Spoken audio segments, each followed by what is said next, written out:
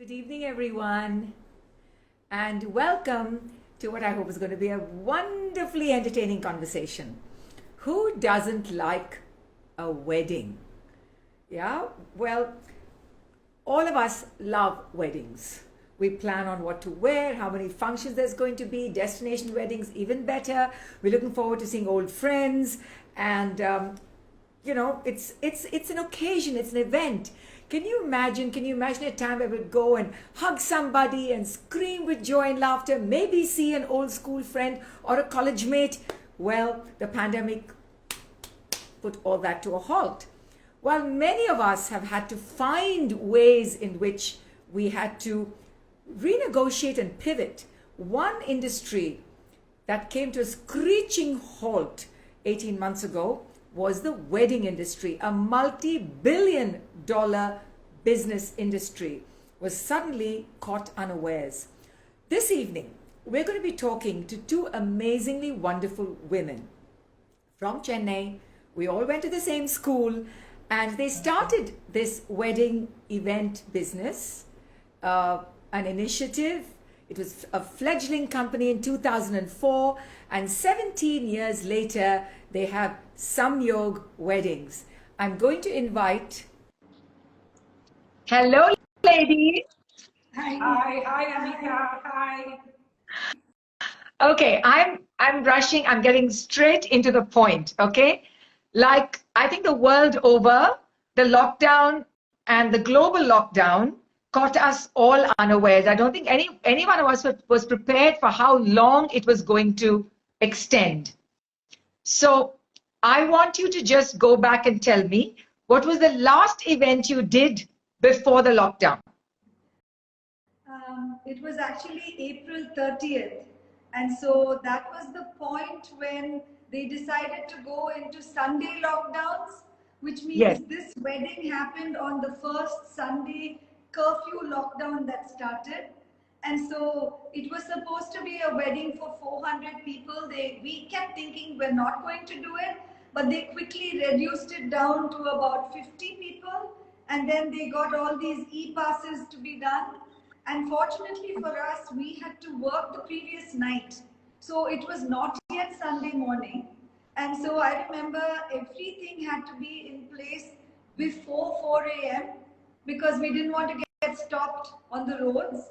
And we finished, delivered, and scurried out. So that was the last thing we did before the lockdown.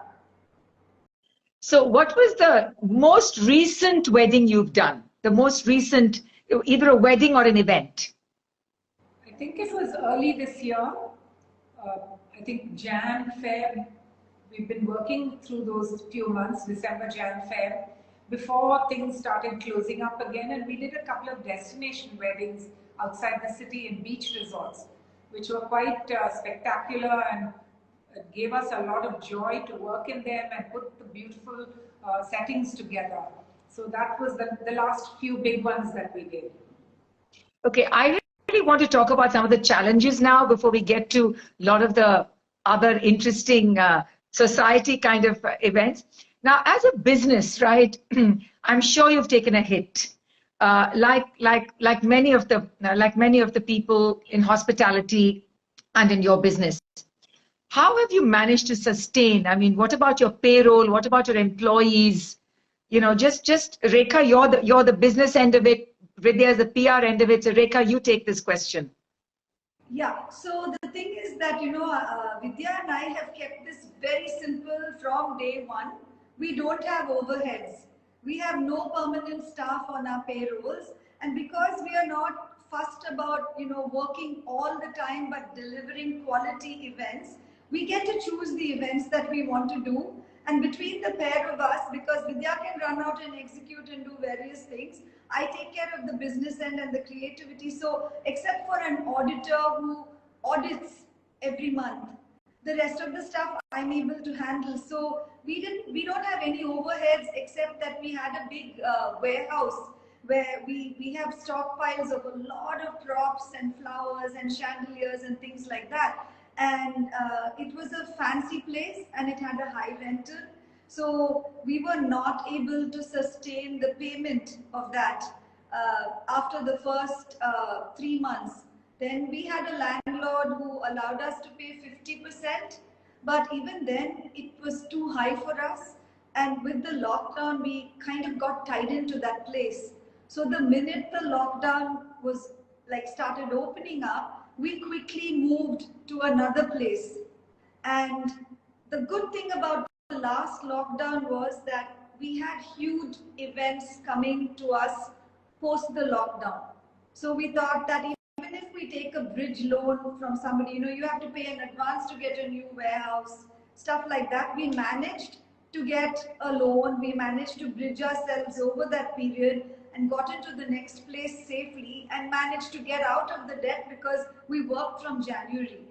But what we did from September, October, November was to help our vendors. They took such a bad hit. There are hundreds of them. So we started taking events where we didn't earn anything. They were like 50 rupee thing, 50,000 rupee budgets, but we allowed them to earn. What was frightening, Anita, is that over the 17 years we have worked continuously.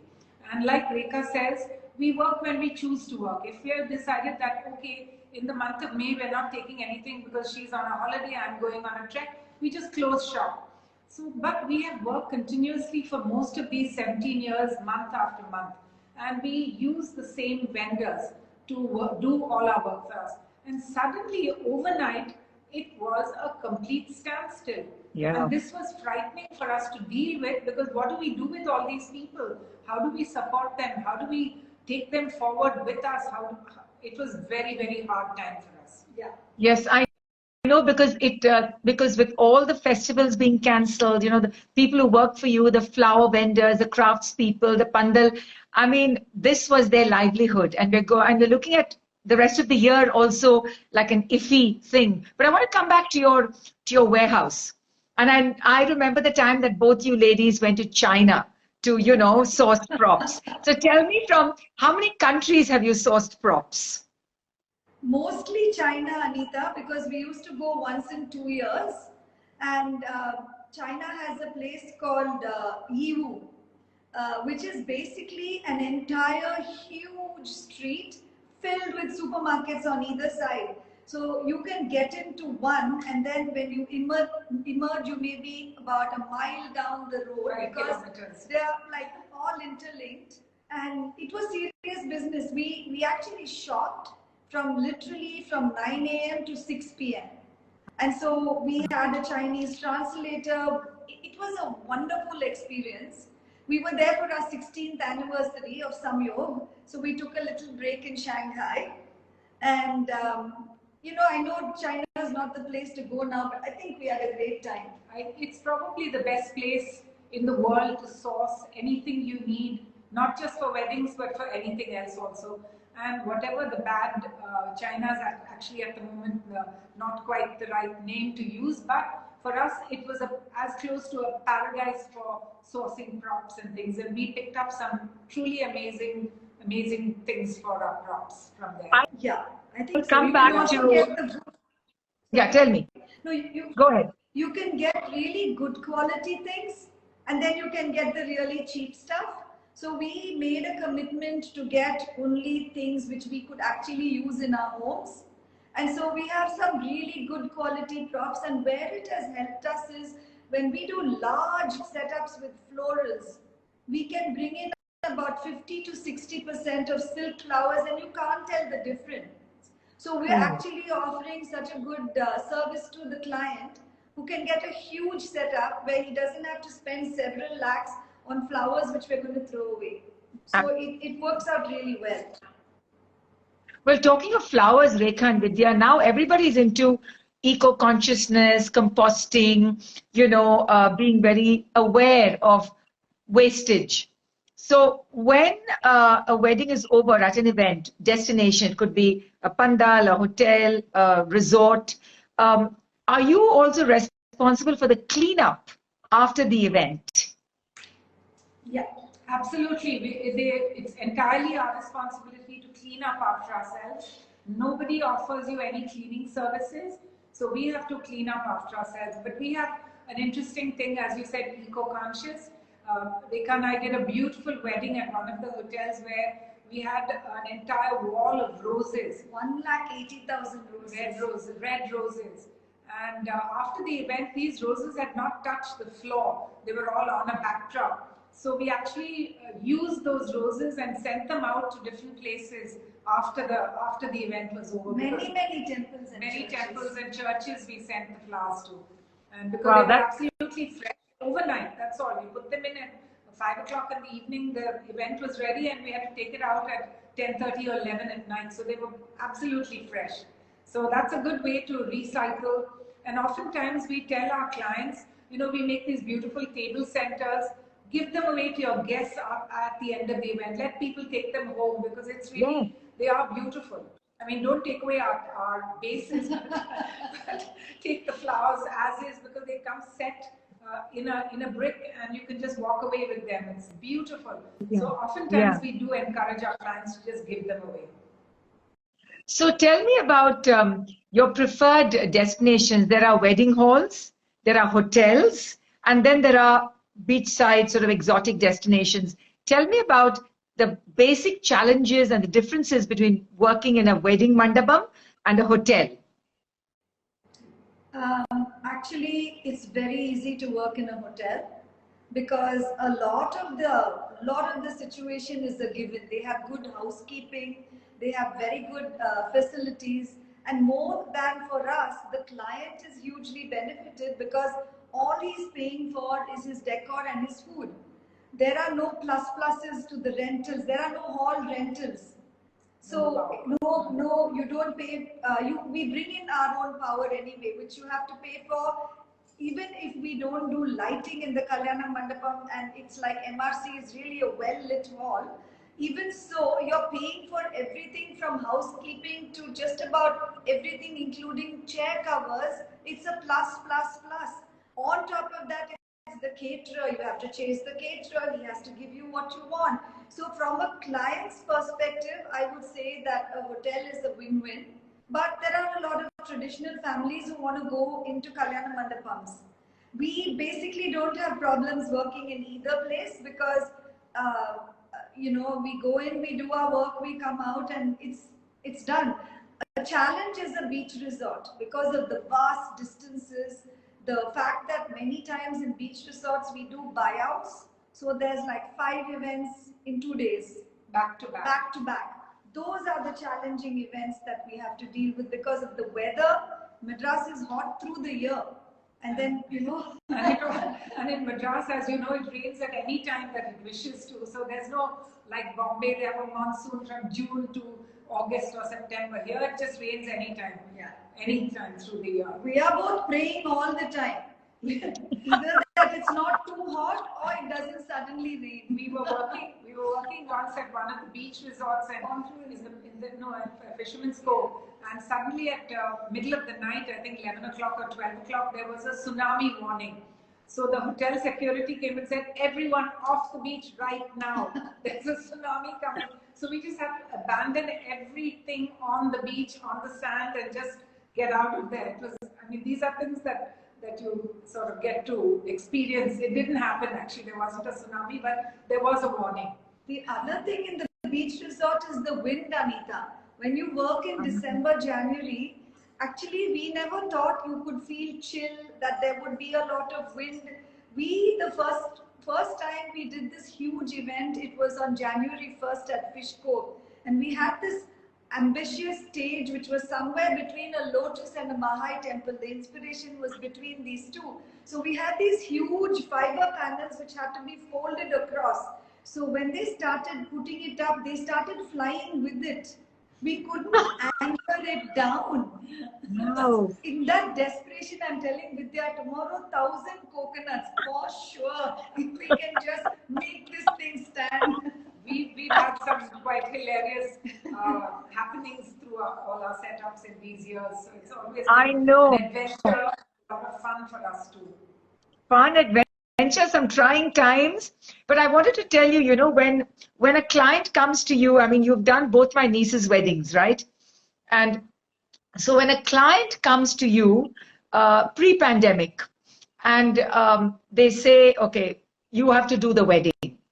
How involved do you get? Like, okay, the venue, the theme, the idea, the decor, but then what about the trousseau? What about the food? What about like the menu planning? What about if you don't do menu planning? What about actually liaising with the caterers?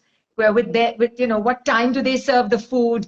So that everything goes seamlessly. How involved do you get in some other aspects of the event? I think a lot of it depends on how much the client actually wants us to do, other than the decor. So there's a lot of other services that we do provide, and liaisoning with the hotel is also one of the things that we do as far as menu planning and all of that. Yeah. Also, especially with the religious ceremonies, we take a lot of trouble making sure that everything is available. So off late, we find that we get the priest's list, which is the most elusive thing, because things can go missing in the last moment there. So we actually get a detailed list, and then we supply everything at the hotel. Whatever you need for the Vedic rituals, whatever you need, everything that you need for the wedding. So we come in and facilitate as far as possible. And then, we also make sure that the lists are very conclusive, because we found many times when we say the priest will deliver, what will happen is 2-3 things will be missing, and in that stress, people will think we didn't do it. So these are all things we've learned on the job, that you cannot be careful enough. And I like to call myself a high priestess of South Indian weddings, because I am there all the time. I know now for every community how many matrimales, which style of matrimale, do you need a long mane, do you need it's like learning so much, because we do a lot of NRI weddings, and these days the mixed marriages are a lot. So people are fairly baffled. So it helps that we pick up all this information. We've counseled mothers-in-law, right? Vidya especially. Mothers especially. Mothers. Mother will come to us in the middle of the night. She can't sleep because she's got tension, and the kid is refusing to wear the 9-yard sari that the Brahmin brides wear. So she comes and tells us, Vidya and Rekha, you please talk to her, she'll listen to you. Then we go and talk to the girl and say, you're going to look gorgeous in this. You're young, you're slim. This is this is tradition. This is what you got to do. Finally, she'll end up doing what we tell her. Also, mother-in-law advice. Also, mother-in-law advice. Many things we come up with. Yeah, because they say it's during weddings and funerals that you can see the best and the worst of people. That even more than a therapist, all of you get to see the inside psychology of these families, whether you're working with the groom's or the bride's family. Have you ever had have there been last minute fights, or have there been any disagreements that you've had to sort of placate and sort of soothe the ruffled feathers? I can only think of one incident where we were working at a resort, and it was late at night, and we were setting up for the next day something, and the bride and groom were having an enormous fight, screaming row. And they came out of the hotel because they didn't want any of the family or guests to realize that, not realizing we and our entire team were right there. So we were fully witness to that entire fight. It was quite hilarious and amusing. I think they didn't realize it either. And they came out there. They got married the next day, so obviously sorted things out. But we do have a lot of humorous incidents also. But also temper. Tempers really fly when people get stressed so easily. So one of the common things we find is the garlands for the wedding. So earlier on, we would, say, give us a person to whom we could hand over the garlands. It's early morning, so they can access it. Then what we would find is that somebody would make off with the garlands, and the most difficult thing to hand over is Mallipu, because the minute they see those balls of jasmine strands, somebody will make off with it. And we would have delivered it, left from there, and then we'll get these calls. You didn't do this, you didn't give us. And then we have to find the person to whom we gave it. So now we said enough of that. We hand it over to the family the previous night, into their hands. So these are like small things which cause tempers to fray, and get people to panic in the last minute because they think, oh my God, it's not going to be perfect. So one of the things we need to do is like be alert all the time and make sure that we anticipate problems that may come up and then, preemptively fix it. Also, Anita, one of the things in our business, I mean, you're a theatre person, you know how it works. For us, we have to produce and deliver. There's no dress rehearsal. This is it. We get the hall at midnight and we have to be ready at 6 o'clock in the morning. We cannot say, oops, the fellow didn't deliver the mandap or he came late or something. There's no excuses. That's it. That's the time we have to be there. So our planning has to be so 100% on the ball that there's absolutely no slips there. So that causes a bit of tension for us to make sure everything is in place. Also, we become responsible for the weather. That is the funniest thing. What do we do if it rains? But look, it's like you need to do something about the weather. So we'll be there telling people, look, the clouds are opening up, it's going to be a downpour. There was a French couple we did a wedding for. Vidya's calling from, it was on the beach. From 2 o'clock, it's pitch dark. So Vidya's calling that bride and saying, look, we need to move into a banquet space. It's going to pour. No. Finally, the heavens opened up. All of us got wet. Everything got wet. She called and said, you move. You make my wedding happen. So all of us, both of us, all those boys carrying flowers, carrying everything, rushing. And Fisherman's Cove, the distances. Oh. Everybody was rushing in the rain. They gave us half an hour extra to set up everything, make it look from the beginning it was meant to be inside. So these are like some of the really difficult moments we face. Quite a few of them, it's not few and far between. I think one of the things where we took a hit during the pandemic was with flowers, Anita, because a lot of people where we buy the flowers from, the farmers and people who grow the nurseries and where they grow the flowers, because there was no business, a lot of them converted their fields into vegetables and things that could actually sell. So flowers just went out of the market or became astronomically expensive. So, these are all things that happened due to the pandemic, which I'm sure it's not just us, all wedding people everywhere in India have to deal with this. Yeah, because you hardly see real flowers in any of the weddings. I mean, Kattinapu, the garland kind of something, yes. Traditional decor, that we can't fake it, it looks fake. But if you see the weddings that are happening and you see the pictures that are coming on Instagram, 90% of it is artificial flowers because the prices are insane. They are astronomical. It may eventually settle back to what it should be, but I think for now it's all out of balance. We'll have to see how to take it an event at a time and see how to work it. When you plan an event, Rekha, Vidya, now with Instagram being so prevalent, I mean, it was always there before, but it's become very prevalent now. Do you now have to think about, oh, this is Instagrammable, like this place, this corner is really Instagram worthy, or this is photo worthy? Are you now finding that you will have to start thinking? For 17 years ago, you never had to think of that, okay?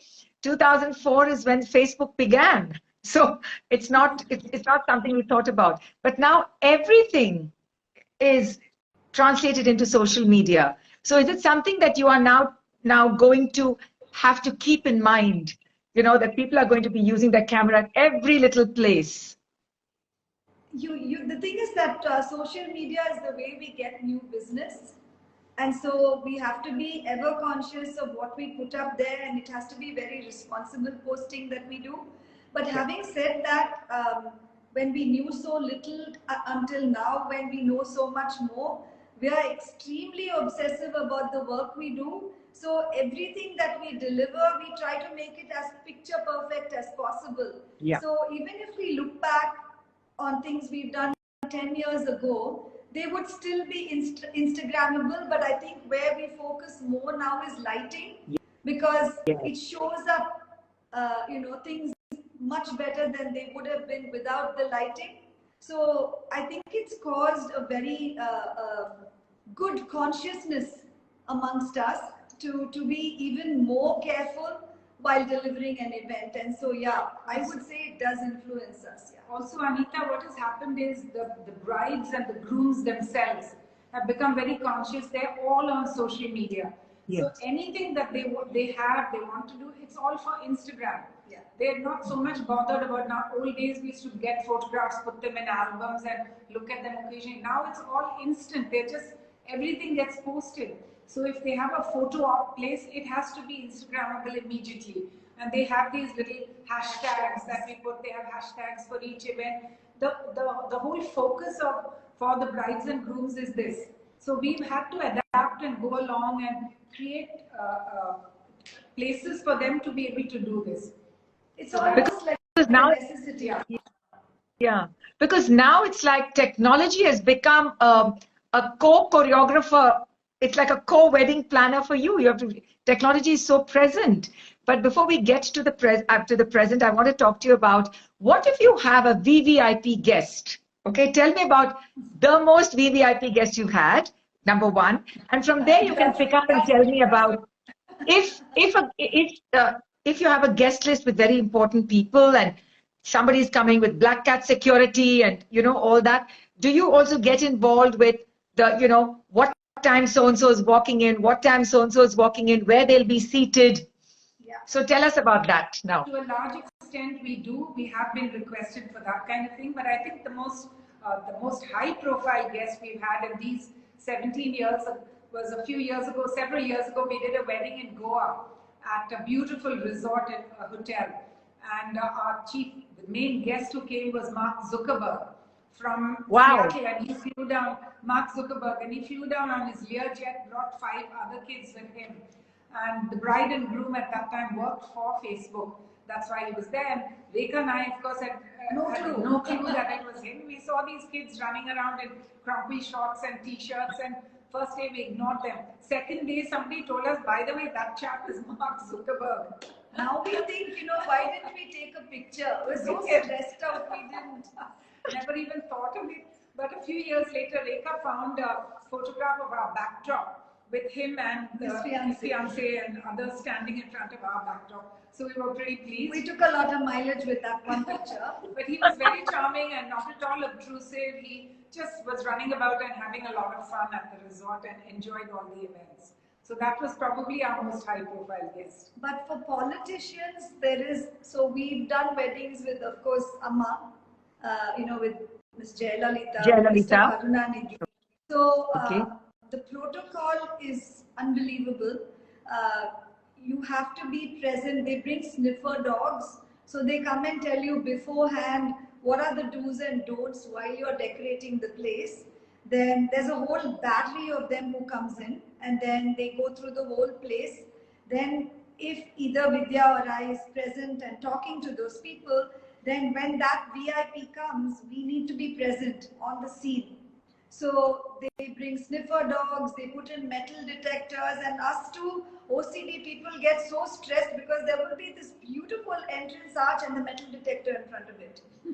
and once we have to make a ramp for Mr. Karunanidhi, by the time, it's a marble floor in the Meridian Hotel, you are putting a ramp, and then on a floor where nothing is, fixable, there is a handlebar. And the police come and go on shaking it. So we started praying that it wouldn't come off, because how to create a stronger barrister for them to hold. So these are some of the challenges when they come in. And having said that, the officials are very nice to work with. But for me personally, I had Ms. Jayalalitha come in. And so when she came in for Chris Shrikant's son's wedding, and so I had to go down with Shrikant and Arvind Swami in the lift to bring her up, because they insisted, saying that I did the checkout when all the stuff was done. So I was very excited to meet Jayalalitha. I have to tell you this. Even though I've been her neighbor for years, she was just so incredibly charismatic. So I would say that was like a little bit of a high point with a VVIP guest, isn't it? Yeah, it was nice. Absolutely. Well, she's from our school. She's from our school. I managed to tell her I live in Boys Garden, so whatever I felt I needed to tell her, I told her. But she's fairly on a true, doesn't create too much of a chaos around her. She came to a wedding at one of the churches, Loyola College Church, very quietly came and sat on the side. And in fact, she came and did touch the feet of Vaijayanti Mala, because Vaijayanti Mala was also one of the guests. And I remember my mother being so impressed, saying, "My God, look at how much respect she's showing to." But that was the kind of person she was. I think she knew. We also decorated her commissionerate. Yes. Yeah. She said, so ladies, can you go back? Can you go back to 2004 and even before your first event? I know we were in school together. Vidya and I were in class, but you were a baby. I mean, 5 years younger is like we ignore you, Rekha. But No, I didn't allow you to ignore me because I was your fan. No, but these three sisters, right? Wrigley's chewing gum. So I used to follow you around. But Vidya, remember these three Raman sisters, right? We used to just call them. But you tell me, how did the two of you decide to get together to start Samyog? I think we both are members of International Women's Association in Madras. Yeah. And that's where we connected up after all those years when we were much later. And we had worked together on the committees in IVA. So with that, we realized we both worked together pretty well. We had the same work ethic, and hard work is the focus for us, and discipline. So I think when we sort of started thinking, what shall we do something, suddenly somebody gave us this idea of, well, what about weddings? And suddenly we talked to each other and we said, okay, let's just go for it. And we knew nothing. So it was starting from nothing. We made a little bank account, we made a partnership deed, and then we said, now what? How do we get business? We had no idea how to do that. Fortunately for us, a couple of dear friends one gave us her husband's 60th birthday. Jayanti Nataraj, our very dear friend, gave us her father's 80th birthday. And suddenly we were on, another dear friend gave us her son's wedding, and suddenly we were on our way. I mean, it's just goodwill from friends and people who sort of pushed us into it. And it's been that way all along. We never advertised, we never solicited even from friends saying, hey, you know, we are there, come to us. We don't. And it's just entirely God's grace that we've been able to work through all the months, not advertising, not going out aggressively marketing, but we've managed to put in some good work over the years. Also, I think one very big endorsement for us, Anita, is that we have among our clients over the years a lot of repeat clients, people who come back for the next daughter, the son, a baby's cradling ceremony, a father's 60th birthday. So we have had several over the years, loyal clients who keep coming back to us for the next event and, you know, the next daughter or something. So that's been very, very heartwarming and a big sort of an endorsement for what we are and the kind of work we do. There is an appreciation there. Well, it's now a multi-billion-dollar industry, you know, the wedding industry itself. And there are, worldwide, I think there are meetings and summits and all kinds of conventions just for wedding and event planning. But if I had to ask the two of you, what have you learned about yourselves, you know, that has either surprised you and pleased you? I mean, what qualities have you just said, wow, I can do it? What have you learned along the way? Have you developed more patience? Have you developed more tolerance? Have you developed more empathy? Or you have no patience for idiots? You know, just tell me. But I think I can think of a few things, Anita. One is that we learned that hard work is the only way to go. There's no easy way in this business, like in probably any other business. And I think we are known for a couple of things, not just hard work and discipline, but our integrity, because that's something that we are both very, very clear about. And fortunately, both of us come from very similar backgrounds, and not just schools, but our families and all of that. So that's something that's held us in very good stead. And I think that's something that we pride ourselves on. So I think that's one of the things I can think of. The ability to think on our feet, I think that has been the greatest gift from this industry, because you will be amazed at the kind of crazy disaster that will come 20 minutes before we hand over.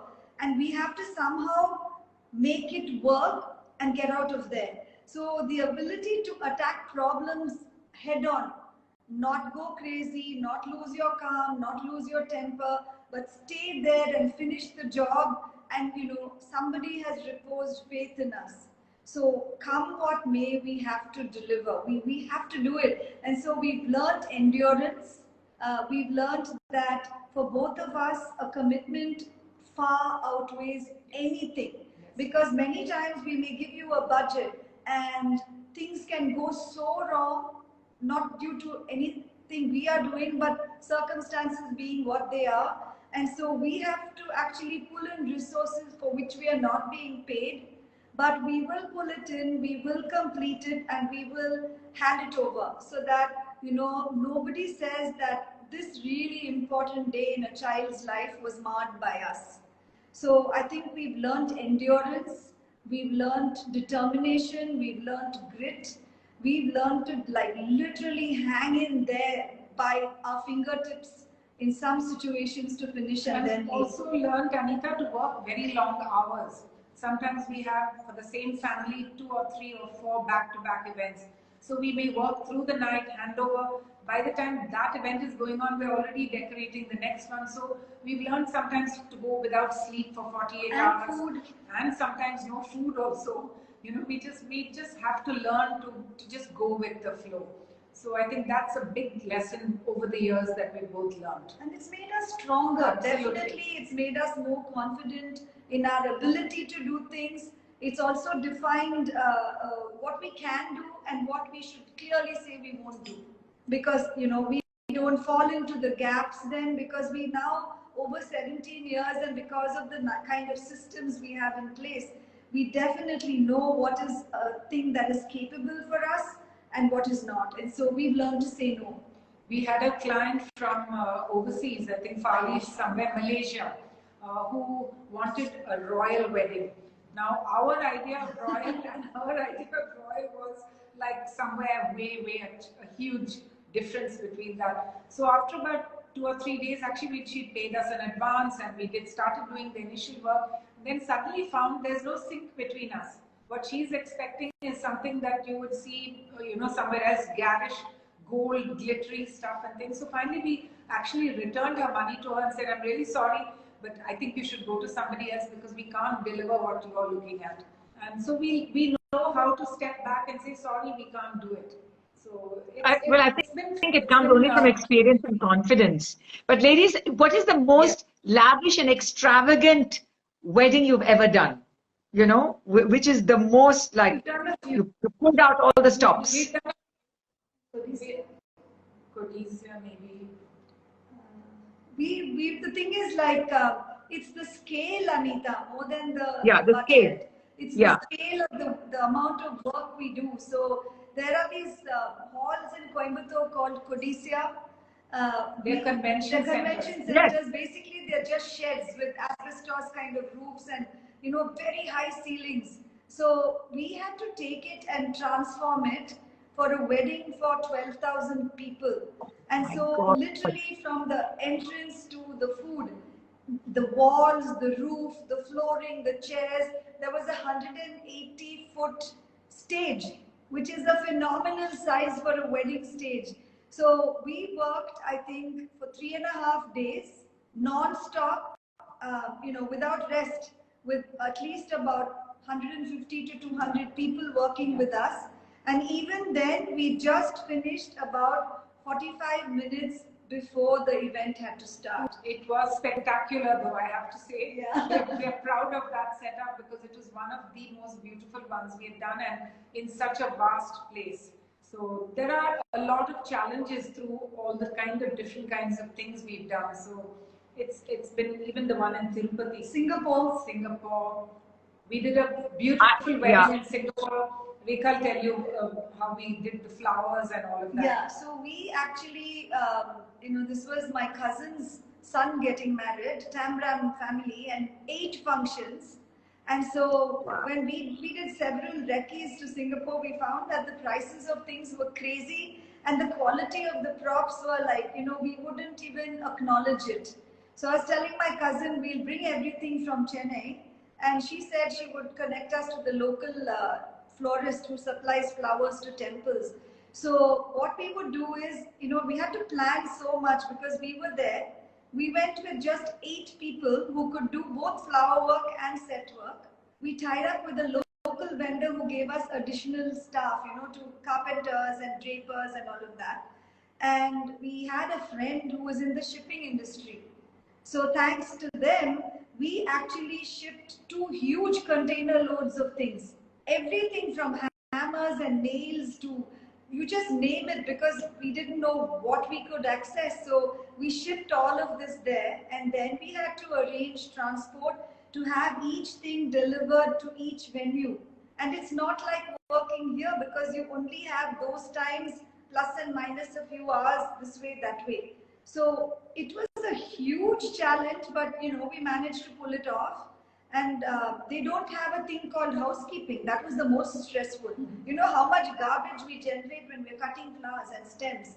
So right from the cleaning up of all of those things to actually executing those events, we managed to pull it off. It was picture perfect, and it was quite an experience. I think it was one of the most incredible experiences we've had. But we worked a lot, Anita, in the south of India, especially Trichy, Salem, Madurai, Attur, little towns where Mysore, of course, Bangalore, Hyderabad, Nellore. So a lot in these kind of sort of smaller towns and Mofussil towns of Tamil Nadu. And that's also for us a lot of fun. We actually love going out there and working with very, very gracious, very people. Gracious. Lovely people. Very lovely people. Yes. Yeah. Okay. So now from 12,000. One of the weddings we did in deep south, somewhere near Salem. Yeah. We actually were there for an entire month. We lived there for a month to do this. Wow. Wow. Okay. Now I'm bringing you to the present. From 12,000 guests, you're now allowed at a venue 50, 100, whatever the state government does. Yes. And now you've got now Zoom weddings. Lots of things are being live streamed. So I know you're already in collaboration with what was the videographer and the photographer, but now they also bring in technology for live streaming. Okay, but when you have a smaller wedding, it's still a wedding. It's still something that 2 people are going to get together. It's still a very special day. It's a very special moment. And as people are cutting down budgets, what are some of the things, Rekha, that you want to remind the family that they should pay attention to? However small it is in these days. So Anita, I'm going to use you as an example here. Mainly because for one of your nieces, you had this function at one of the hotels, and you had only 50 people. Yes. But the care that went into orchestrating that event, whether it was the food, whether it was the music, the dance, the decor, the theme, whatever it was not about scale. It was about making sure that it was picture perfect, regardless of whether it was 50 or 500, the numbers didn't count. And I think that is the emotion people need to carry with them at this time, because you need to remember, why are you doing the wedding? Why are you doing the decoration? Is it for the guests who are coming? Or are you doing it to create some beautiful memories for your children and your family? Because 2 years down the line, there will be no pandemic. And then if you keep saying, oh, there's only 50 people, no need for decor, no need for this, no need for that, it's not going to be very appreciated even by you after 2 years. So scale down, by all means scale down. You don't need to take 7 halls to do a function. You don't need to go to town with the decor. Keep the budget small, that's all right. But whatever you do for that size and that family, let it be the best that you can look forward to, because the memory will be untarnished.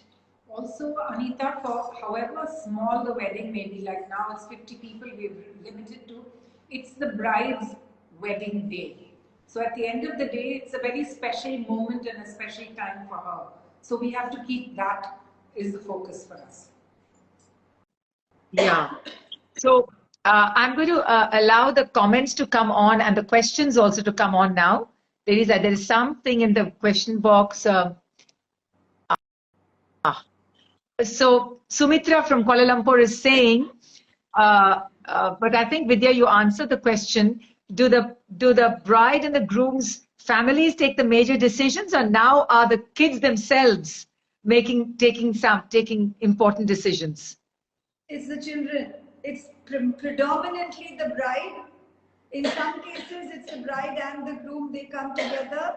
But look, the story is written by the bride. It begins and ends with her. The parents are just happy to comply and take care of the bills and stuff like that. It's definitely the bride. Most of the Okay. Are you finding now that more of the Tambram brides, or maybe, you know, a conventional bride, that they want to sort of cut short, like, you know, they don't want to, how can we cut it short? I mean, I don't want to sit 3 hours on the pandal. No, they're okay with that. All for traditionalism. We've done a Mudaliyar and a Gujarati wedding. And Vidya and I were the people coordinating with the two priests. We couldn't find more than 2 minutes of crossover time between the two customs. So eventually they did the whole Mudaliyar wedding for 2.5 hours. Then they did the whole Gujarati wedding for 2.5 hours. We also did a wedding at one of the Kalyan Mandapams where the bridegroom was an Indian South Indian boy and the bride was a Chinese girl. And the Chinese, huge contingent showed up from China. And they had the most fun. They didn't want to let a single type of traditional thing go. Everything. They wanted to go through the entire ritual. And then we did the Chinese tea ceremony for the Chinese, where the blessing of the parents, for the that is their ceremony. We changed the decor, made it look like a Chinese Oriental, and we did so. Where tradition is concerned, nobody compromises on that. They want to do the traditional, which is, I think, very important because that's what our weddings are about. And that's what memories are made for anyway, you know. And I think the two of you have got enough experience in both, because for me, weddings are a coming together of art and science. You know, there's business and there's creativity. There's emotion and there's passion. There's color, there's fun and everything. So you ladies are primed for a Harvard Business School, you know, one of those case studies. So, so I think that, you know, rather than think of it as, because I think the experience that the two of you have had, as you say, you went in knowing nothing, just having a common interest and a willingness to give it a shot. And 17 years later, here you are with so many people loving you. I mean, we've got all kinds of comments here. And do you think that there would be a time that in about 5 years down the line that you would say that, you know, this is not something that you want to sort of pass on to your children? I mean, Vidya, your children are doing something very different like me. There's nothing for me to pass on. My children are doing something very different. Rekha, for you. But is it something that you would just say, we've had a great time, and I think let's move on to something else? Have you ever thought about it? Because I think that, you know, it is a very, very stressful industry to work in. And the reason we survive it is because we don't overbook ourselves and drive ourselves crazy with it. We work for the pleasure of it. At the end of the day, it's such a beautiful, joyous space to work in. And so we don't want to lose the charm of working in this space. So we keep toying with saying, like, look, if we decide to shut shop in a few years, we'll explore something more suitable to that period in our lives.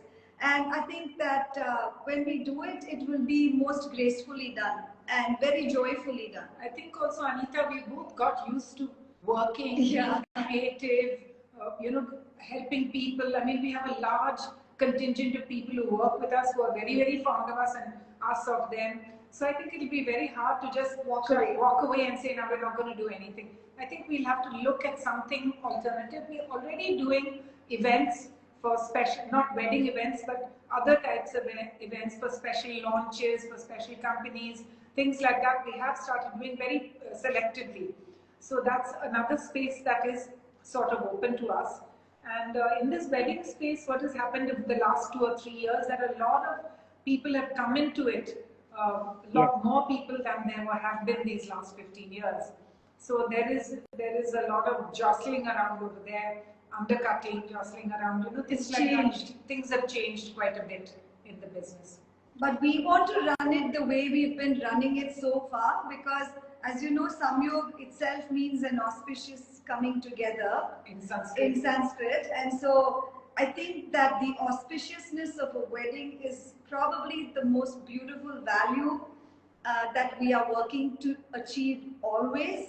And so, yeah, I think that we would like to keep it going for as long as we can in that way without compromising the things that we do. But we will look at it sometime in the future when we feel the time is right. And I think over the years, we've had so many wonderful blessings from families that we worked for. So that's been very, very good for us, I think.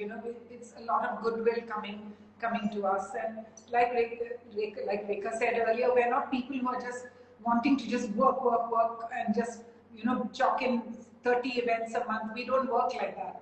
We're fairly picky and choosy, and we decide when we're going to work, what we'd like to do. But can I say something, ladies? You've created a brand. Samyog is a brand now, right? If you talk from business terms and branding. So I think whatever Samyog chooses to move into, I think you should hold on to that brand, because it's very hard to build a brand with value that has trust and consistency. So one idea I'm going to give you right now, and this is all the Instagram lives are here as witness. I'm going to have you think about the wellness industry. Wellness and well-being and health is a huge business now. And it's something that your partner Rekha is there. She is a complete role model. She gives us all a complex with her posting. But it's something that for me would be, just something for you to think about.